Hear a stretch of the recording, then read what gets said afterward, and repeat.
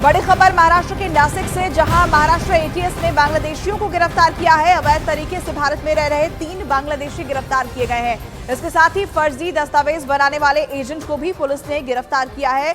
बड़ी जानकारी महाराष्ट्र के नासिक से सामने आ रही है। महाराष्ट्र एटीएस ने बांग्लादेशियों को गिरफ्तार किया है। 3 बांग्लादेशी गिरफ्तार किए गए हैं। न्यूज 18 इंडिया के हमारे सहयोगी विवेक गुप्ता जुड़ गए इसी खबर को लेकर। विवेक, क्या और डिटेल्स है इस खबर पर?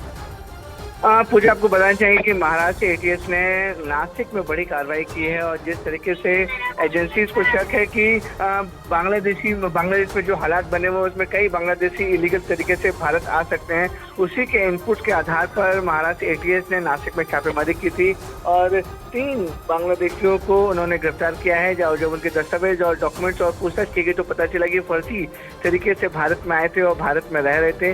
साथ ही साथ एक एजेंट जिन्होंने पूरे फर्जी दस्तावेज को तैयार कराया था, मुहैया कराया था, उससे भी एटीएस लगातार पूछताछ कर रही है।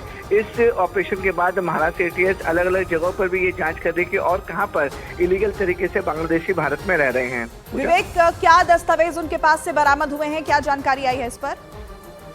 मुझे देखिए, इस पूरे मामले में महाराष्ट्र एटीएस का साफ तौर पर कहना है कि फेक डॉक्यूमेंट, जिस तरीके से एजेंट के साथ पूछताछ हो रही है, उसने बांग्लादेशियों के फर्जी आधार कार्ड बनाए थे ताकि अगर वो पकड़े भी जाते हैं तो स्टैब्लिश हो जाए कि वो बाहर के नहीं बल्कि हिंदुस्तान के हैं। लेकिन जांच के बाद पता चला कि इन बांग्लादेशियों का जो भी कागजात थे, दस्तावेज थे, वो पूरी तरह से फर्जी थे। जी, शुक्रिया विवेक आपका इस जानकारी के लिए।